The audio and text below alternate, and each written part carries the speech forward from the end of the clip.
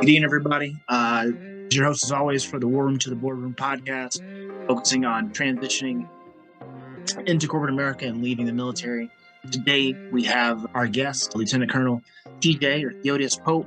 He and I will be discussing his transition and managing a dual military and corporate career at the same time. His background, he's a senior director of engine strategy and growth leader for Honeywell.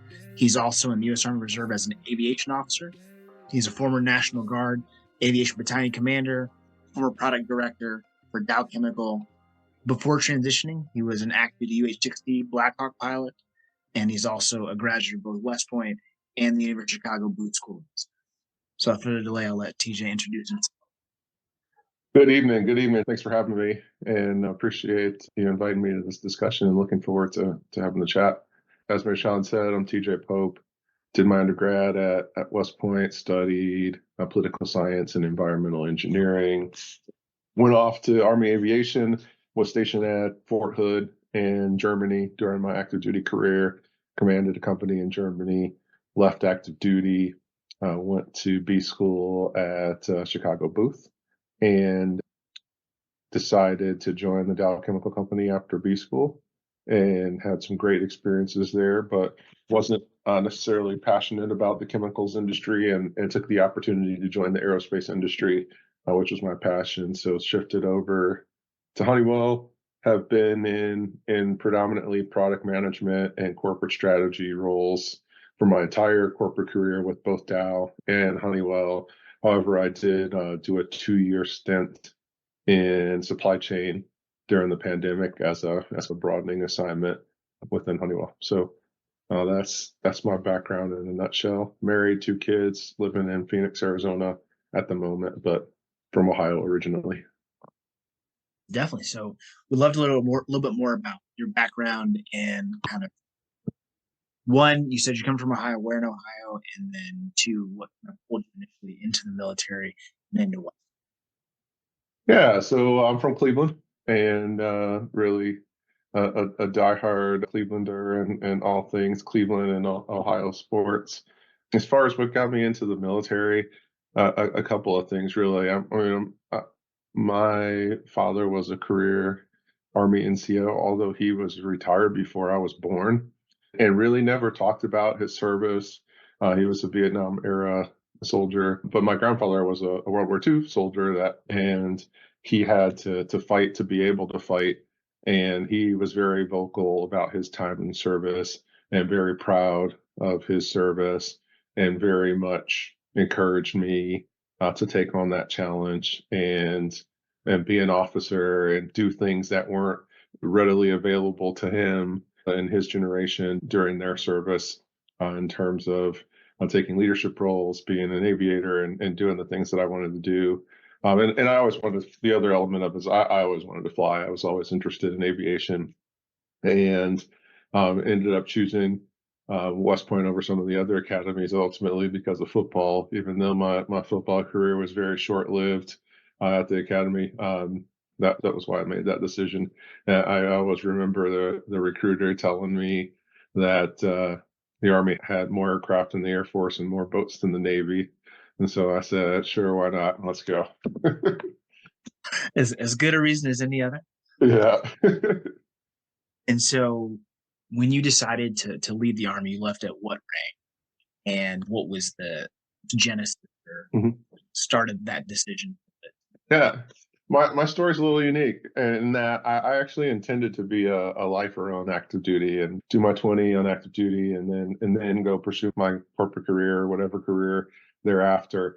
I was actually injured during my first tour in Iraq, and I thought I wasn't going to be able to fly anymore. And so I started applying to business schools because I said, if I'm going to sit behind a desk for the rest of my life, I might as well get paid to do so. And although I ultimately had a couple surgeries and was cleared to go back to flight status, about that same time, I had some acceptance letters from some M7 B schools in my hand and some scholarship money. And I was like, let me go see what this is all about, because Uncle Sam will always take me back. If I can't handle it all in the corporate world, I can always come back on active duty.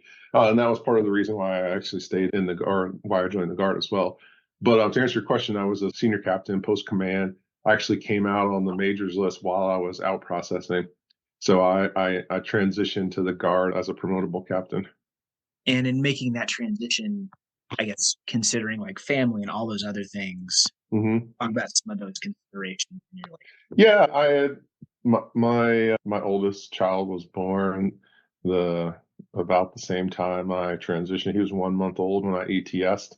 So I made the decision while my wife was pregnant, and certainly the thought of some stability was in my mind, but ultimately, I've moved just as much with my corporate career as I would have as an active duty soldier. I mean, I've moved the last place we lived, we stayed for 5 years. I've been in my current place for 3 years, and that's unusual. The first 6 years of my post active duty life, I moved 3 times in those 6 years.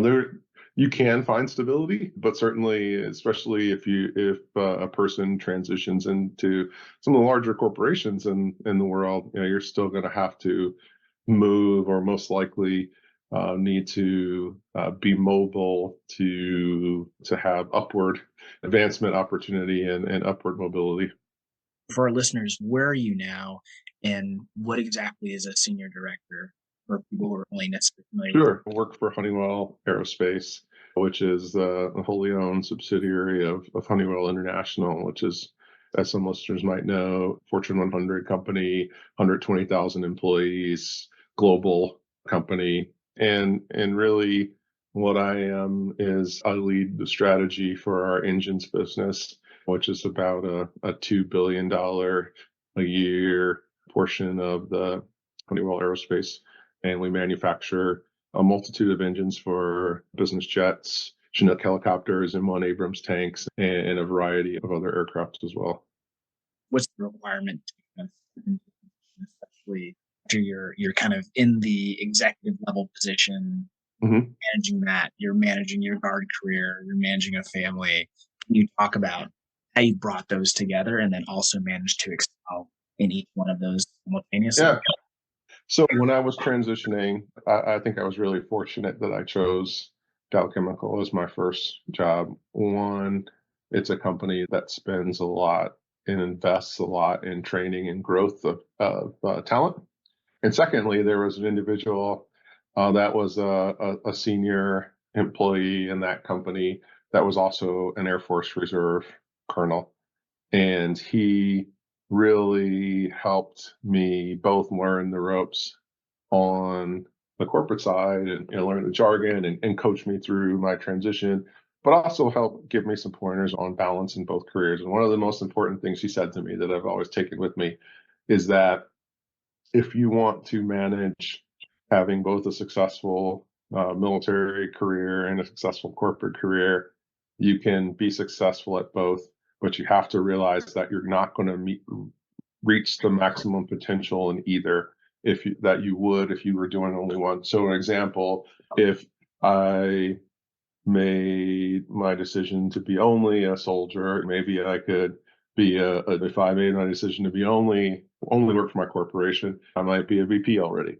But I've made it's a conscious choice to continue to excel, but also give up a little bit and you got to burn the candle on both ends. And then of course the family is the most important aspect in all that. And having frank, candid conversations with the family, including them in decision making, keeping them informed of what's coming in terms of when I'm gonna have my Army duty next, or when I'm gonna be away on business travel, when something that might come that might disrupt them, so there's no surprises, and keeping them involved and controlling the things you can control in order to schedule those around the family. So I have to go see a customer 3 times a year. I make sure I schedule that in the most advantageous way that I can for my family while still meeting the needs of my customer. If I know I have to go to a school, I look at the dates in ATARs and decide the best date to attend that school based on what's going on in my family life and my corporate life. And I've always chose to prioritize, family first, corporate job second, and then Army career, in terms of the opportunities that come up for growth and advancement, because my family is most important to me. And Obviously, the corporate job pays the bills, and I'm over 20. I could retire any day from the Army, and I choose to still do it because I enjoy it. So it's more for personal interest and satisfaction than for anything else. Hear you correctly. So one, it's a combination of finding the right organization, whether that's culture, leveraging the right type of mentors, in your case, Mhm. that Air Force colonel, and then two, making sure that you're prioritizing with your family or other kind of different people that you care about and different Absolutely. things on your priority list. Absolutely. You hit perfect summary. I would just flip the order that you listed them off in terms of order of importance. Gotcha. Okay. No, that's helpful. And based on this, you're a field grade officer in the military, 15 battalion command, you're executive at your company. Where's the next? Where are you heading next? Where's like, Yeah, so I was selected for promotion to 06 last year and haven't found, for those that aren't familiar, in the reserves, you have to be not only be promotable, but also be in a billet or an MTO slot for that rank. And I've chosen to not move into other slots because I like what I'm doing. I'm actually in a reserve job that leverages my civilian skills. So I'm doing product development for the Army. After doing product development for two of the largest companies in the world, the Army's leveraging my expertise, and I'm really enjoying it. So I'll continue doing this for a while. I would ultimately like to get promoted to 06 before I retire. Toying with the idea of brigade command, but maybe not. I kind of like being an individual contributor. I spent the first 20 years of my career entirely in operational units. So I kind of like only being responsible for myself and just doing my job when I'm wearing my uniform. And then on the corporate side, developing some new engines right now for both business jets and some military applications. That's what I love. I think I'm at a place in my career where I more value enjoying what I do than chasing promotions. I kind of got to the level where I'm comfortable, and I think I want to see these current programs I'm working on through to the end, and then decide what's next. And engine programs are generally 3 to 5 years, so I'm going to ride it out for the next, let's just call it 5 years, and see what happens after that once these products come to fruition. that's cool that you've able to achieve those goals and meet those in both respects. Curious for our listeners who aren't as aware, when they're deciding to get out and there's that decision of, do I stay in the IRR? Do I go guard? Can you talk a little bit about the nuances of the selection Yeah, process? yeah, Picking states or jobs or what needs to yeah, happen if you're coming from one MOS to another. yeah. So there's a lot there, and you hit the nail on the head. The decision's very nuanced, and it's got to be very much tailored to the individual. But I think the big moving pieces are what jobs are available near where you plan to live, because most people, I commute now. I actually have to fly for my drill my units in California. This is the first time in the 12 years that I've been Compo 2 and 3 that I've had a non drivable commute. Not that I couldn't drive within 2 hours to my unit, and I've been as close as 20 minutes away from my unit and as far away as 2 hours and all points in between. As you said, if there's a specific, you want to stay in your MOS and you're a signal officer and you only want to do signal stuff and you still want to be a signal battalion commander or a first sergeant of a signal company, whatever the case may be, you got to understand what your options are and what jobs are available in your field when you're looking to transition. I think understanding the culture of your civilian employer or the career that you're entering into. And certainly there's laws, there's USERA, and there's legal protections and mandates that employers have to follow in terms of employing members of the Guard and Reserve. However, some employers go well above and beyond that. And so understanding what the policies are of your employer and how they might be supportive of your service is also important.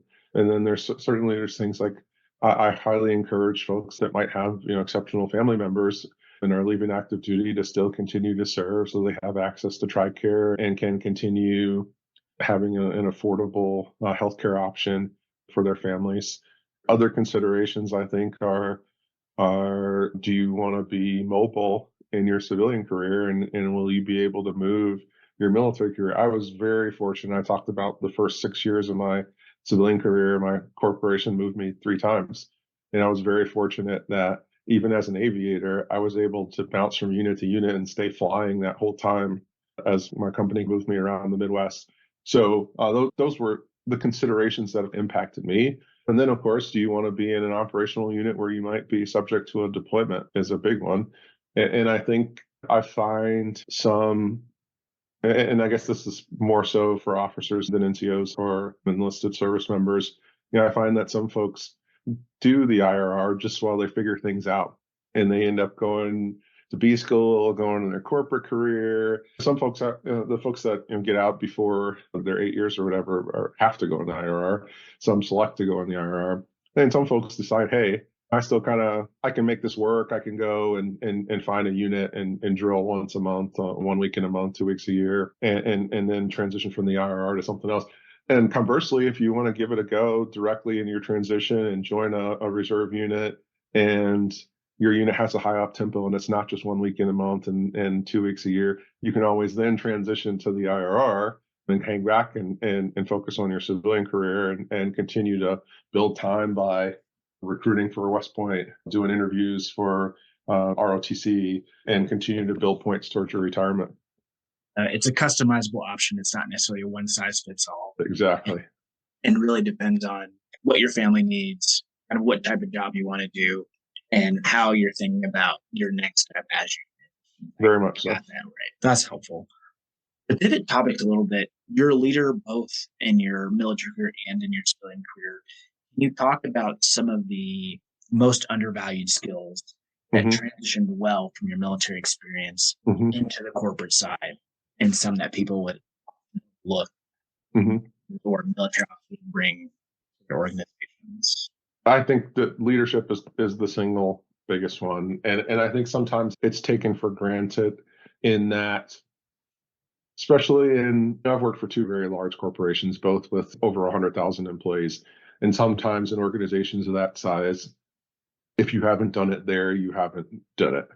And because the culture is so unique, and I've, as you've mentioned, led a battalion of 664 people, but sometimes in leading a team of 6 people, my ability to do so has been questioned in the past because I haven't done it in that context. And so sometimes you have to educate as a senior leader in both organizations and a veteran. It's my job now in my corporation to educate the organization on the value of veterans, on the different skills that we bring to the table that may not be so evident on a resume, and those intangibles. And I think a second one is decision making. I think especially folks that have had leadership roles in the military have courage. I'll just call it courage, and the ability when a decision point is reached,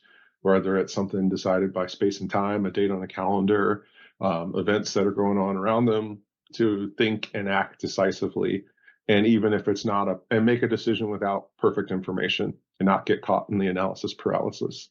And so I think that's something, especially in industrial corporations, that is very useful, particularly in operations and business management type roles. And I think the other thing is really the team building. I guess that may be a subset of leadership, but also the ability to connect with people and understand how to meet people where they're coming from, and not only be able to present and talk to the most senior leaders in the organization, but also be just as comfortable talking to the guys and gals working on the shop floor and in the plant, and be able to connect to them just as well.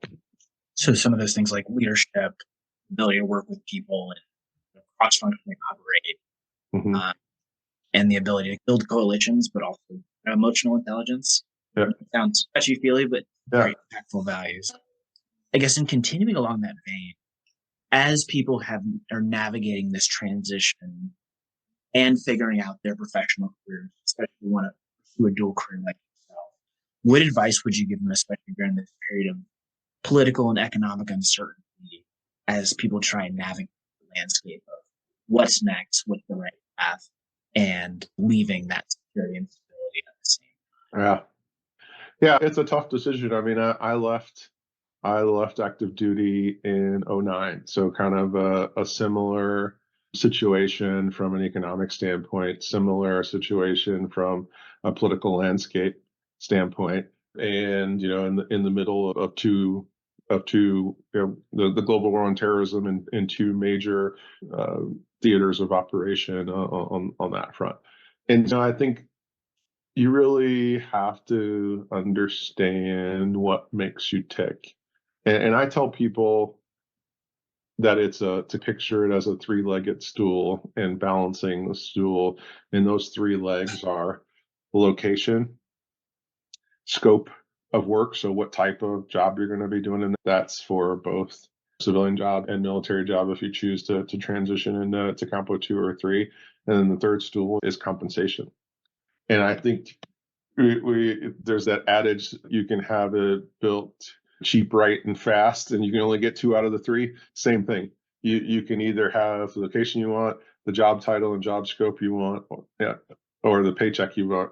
Choose two, and which two are you going to optimize your decision around?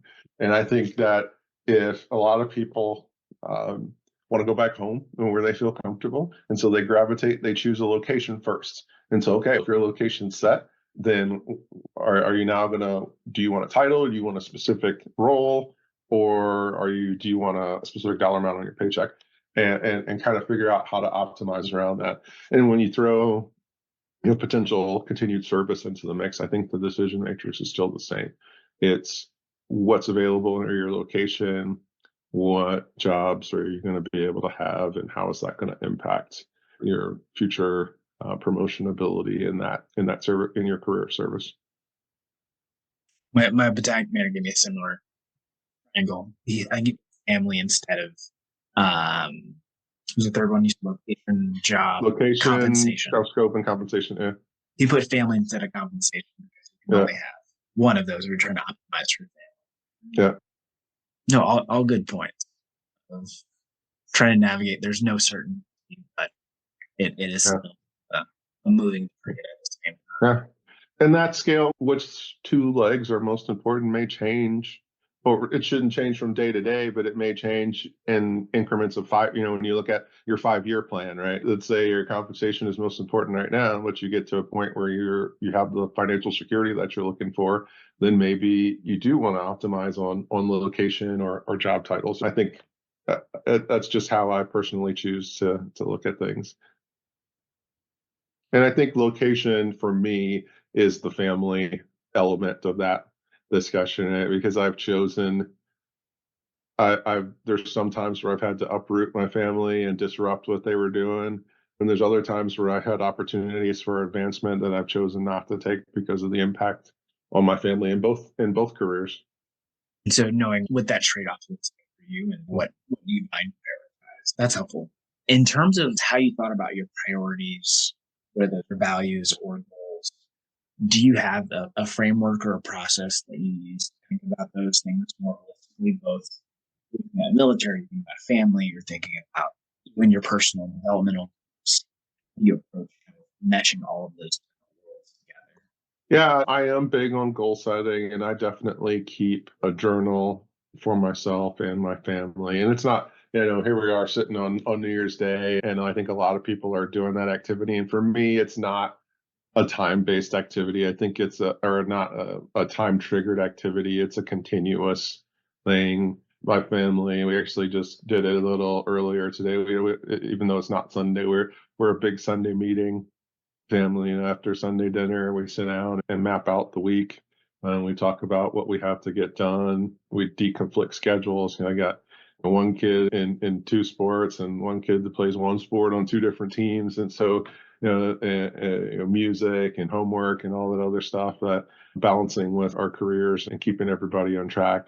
And then we mix into that some long-term discussions of long-term planning. What are the kids' goals for the remainder of the school quarter?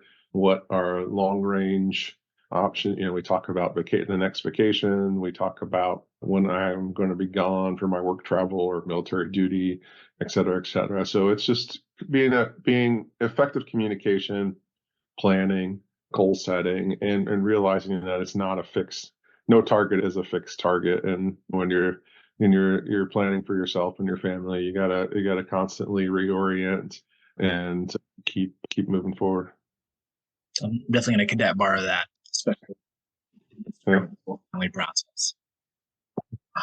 I think along those lines, I would love to hear what's on your reading list for books that have been most impactful as you either transitioned or as you into more effective levels of leadership.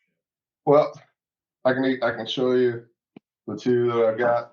I can talk about what's been most impactful for, but what I've got up, I don't even know if you can see this, but what I've got up first for the year is the coaching habit, how to say less, ask more, and change the way you lead forever. And I think I like to think that I've been pretty successful at coaching and growing talent in both careers, but I've heard good things by Michael Stanier, and it has a couple of tools and conversation starters and frameworks to use. And I think, although I like I said, I like to think I've been successful. I've just been, I shoot from the hip and try to give the individual what they need to continue to improve, to meet their goals. And I try to help, them by using what's worked for me. So it's always good to have the perspective of a professional and some additional tools in the toolkit to help with coaching and people development. And then the last one is How to Be an Inclusive Leader by Jennifer Brown. We had a session with my employer where Jennifer Brown came in and spoke to a group of folks in our company. I was really impressed with her perspectives on diversity and more importantly on inclusion. And I think we, as not only my company, but I think in general, people understand diversity and do diversity because we're like, okay, we can look at numbers, we can approach this in a quantitative manner, and we can make sure we're representative of the community we serve or the society that we're working in. But that's only the first step, right? And learning how to turn that diversity into an inclusive environment, I think, is really important and something that I want to grow in personally, and then help my organization continue to grow in. And then as far as what's helped me transition and what's helped me in my career, one of the books I picked up in B school was The First 90 Days. And I know it seems like it's become kind of a cliche book over the years, but I legit, every time I change roles, whether it's on my corporate job or in my military job, I pull that book out, dust it off, get out those worksheets, download the worksheets from the internet, and use those frameworks to help orient myself to my new role. And even as a battalion commander, I actually had my company commanders do the same when they transitioned into those roles. And I gave each of them a copy of that book and encouraged them to make use of it, not only in their Army careers, but in their civilian careers as well. That's been a big one for me throughout my career. So definitely leveraging, continuing to be a lifelong learner and finding those books. So the coaching habit was one. The second one you mentioned? So the first one was The Coaching Habit. The second one is How to Be an Inclusive Leader by Jennifer Brown. I'll make sure I'll add my reading. We've covered quite a bit. Any parting words of wisdom to future veterans that want to pursue your path? I think I'm just happy to have the opportunity, and certainly open it. Feel free, if any of your listeners want to learn more, they can reach out to me on LinkedIn, and happy to answer any additional questions or have a one-off conversation and try to help. I know it can be a tough decision to decide to continue service, and it's worked well for me and my family, and I know others that it hasn't worked very well for. So I think the circumstances are different for everyone, and if I can help someone figure out how to make it work for them, happy to do so. I appreciate it. The last program that we'll kind of plug in here. One, are you working on anything in terms of your company or personal initiative that you'd like to share with our community? That way they can either follow or support you. Always follow Honeywell Aerospace. We're pretty active on social media. And so the things that we can share with the public, we generally do on Instagram and LinkedIn. And so I have some content about some of the engines development programs I'm working on both of those social media platforms. Again, just reach out if I can help in any way. Continue to challenge yourselves and think about how you can achieve your goals, both in your corporate careers and in continuing service to this great nation. Awesome. We definitely appreciate the time, TJ, especially starting a new year off on the right note. Absolutely.